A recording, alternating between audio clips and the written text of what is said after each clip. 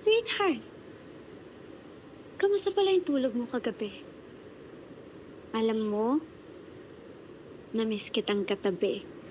Hindi nga quality sleep ko eh. Pero okay lang kasi back to normal naman na tayo. Yara, Anong tono yan, sweetheart? naiintindihan ko naman eh. Hindi lang talaga kayo magkasundo ni Alex. O siguro, masyado na talaga yung pareho. Opposite sa track, eh kayo, Similar repel? yun. And your point is? Naipit lang talaga ako pag mairingan kayo eh. Then side with me. I'm your partner.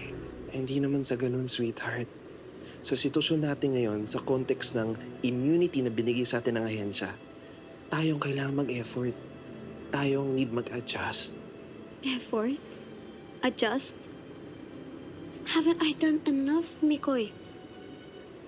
I'm trying my best here. I'm even risking my life. Alam ko. Pero di ba nga, pinagkatiwalaan kasi nila tayo, sweetheart. Tumataya sila sa ating Kiara. At bawat kilos natin, doon nasusubok kung karapat-dapat nga ba talaga tayong pagkatiwalaan. Kumbaga, sa POV lang nila hindi naman lang tayo kaalyado nung una. And yet, tayong binigyan nila ng chance na makatulong sa kanila. Grabe kayong trust na binibigay nila sa atin. Kaya nararapat lang na alagaan natin yun. Kung maaari lang, sweetheart, konting adjustment pa.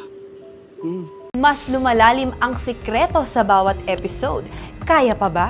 Kung kaya, mag-click next video na at mag-subscribe sa TV5 YouTube channel.